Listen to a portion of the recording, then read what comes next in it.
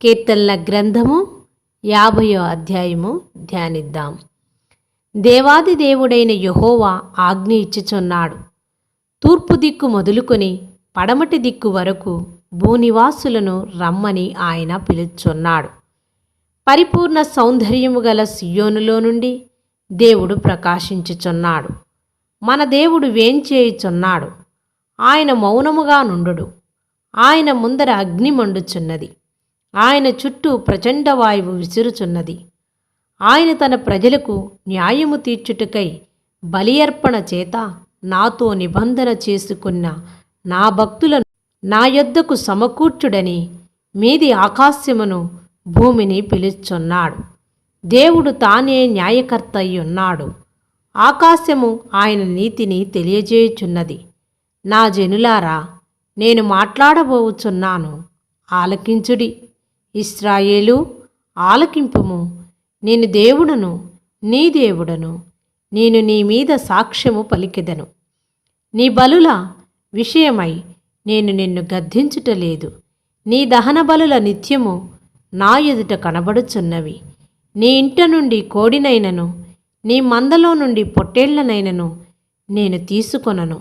అడవి మృగములన్నీయు 1000 కొండల మీద పశువులన్నీయు నావే గదా. కొండలలోని పక్షులన్నిటినీ నేనెరుగుదును. పొలములోని పశ్వాదులన్నీ నా వశమై ఉన్నవి. లోకమును దాని పరిపూర్ణతయు నావే. నేను ఆకలిగొనెనను నీతో చెప్పను. వృషభముల మాంసమును నేను తిందునా? పొట్టేళ్ల రక్తమును త్రాగుదునా? దేవునికి స్తుతియాగము చేయుము. మహోన్నతునికి నీ మ్రొక్కుబళ్ళు చెల్లించుము. ఆపత్కాలమున నీవు నన్ను గురించి మొరపెట్టుము. నేను నిన్ను విడిపించెదను. నీవు నన్ను మహిమపరిచెదవు. భక్తిహీనులతో దేవుడు ఇట్లు సెలవిచ్చుచున్నాడు.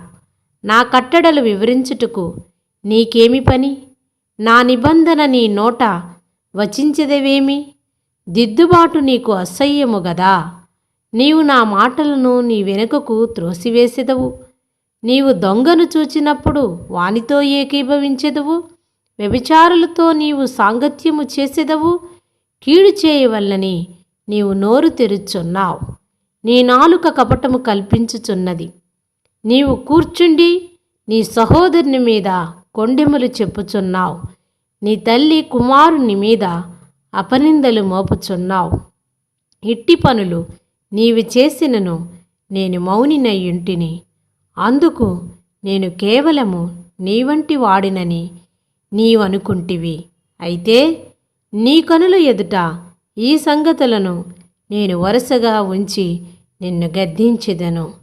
దేవుని మరచువారులారా, దీని యోచించుకొనుడి.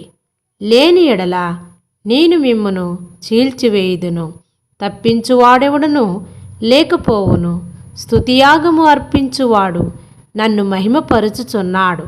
నేను వానికి దేవుని రక్షణ కనపరుచునట్లు వాడు మార్గమును సిద్ధపరచుకొనెను. ఆమేన్.